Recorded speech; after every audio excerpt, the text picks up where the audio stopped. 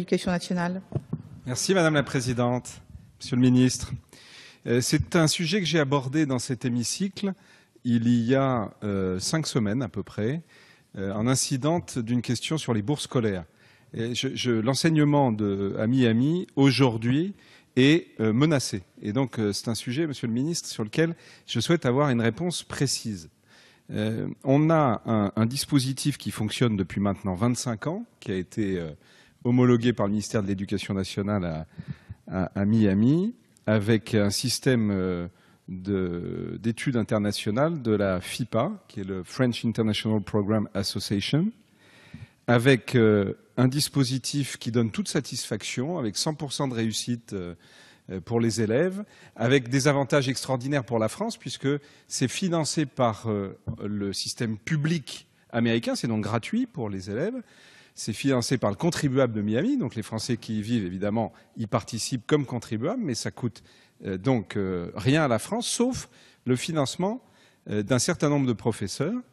Et on est aujourd'hui, alors même que j'étais à Washington à l'invitation de notre ambassadeur, à partager avec l'ensemble des consuls il y a une dizaine de jours, alors même qu'on est en train d'essayer de développer le même dispositif que Miami, à New York notamment, parce que, en termes de coûts, je le disais tout à l'heure, on se retrouve avec un système qui permet le coût d'un professeur à mi-temps capable d'enseigner à 5 classes de primaire. Ça ne coûte que le prix d'une bourse scolaire attribuée pour un enfant scolarisé dans un lycée français. On a donc un système qu'on veut essayer de dupliquer à New York et que pour autant, nous-mêmes sommes en train de fragiliser à Miami, puisque après une visite, on est en train de dire que l'homologation serait retirée. Donc, Monsieur le Ministre, moi, je veux absolument avoir de votre part et de la part du gouvernement la certitude que le gouvernement français ne fragilisera pas un système qui donne satisfaction et qu'on veut imiter ailleurs dans la circonscription nord-américaine. Merci. La parole est à Monsieur le secrétaire d'État auprès du Premier ministre chargé de la réforme de l'État et de la simplification. Merci Madame la Présidente. Monsieur le député Lefebvre, vous avez raison de souligner que la présence importante de nos concitoyens à l'étranger, le suivi d'une scolarité qui corresponde à leurs besoins, doit être un des objectifs importants du ministère de l'Éducation nationale, de l'enseignement supérieur et de la recherche. L'enseignement français à l'étranger est dispensé notamment par des établissements homologués par notre ministère, en lien avec le ministère des Affaires étrangères et du Développement international. Ceux-ci font l'objet d'un suivi régulier afin de répondre aux impératifs de qualité de l'éducation nationale.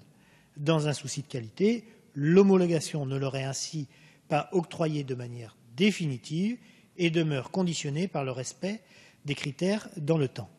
S'agissant plus précisément de la situation rencontrée à Miami, et donc de ce cas d'espèce particulier, les établissements qui y sont homologués font l'objet de l'attention de notre ministère depuis plusieurs années. En effet, depuis 3 ans, nous menons une réflexion en lien avec le poste diplomatique sur les écoles de Miami. Afin d'établir un diagnostic et d'accompagner ces établissements dans leurs projets pédagogiques, une mission de l'inspection générale s'est même rendue sur place au printemps 2014.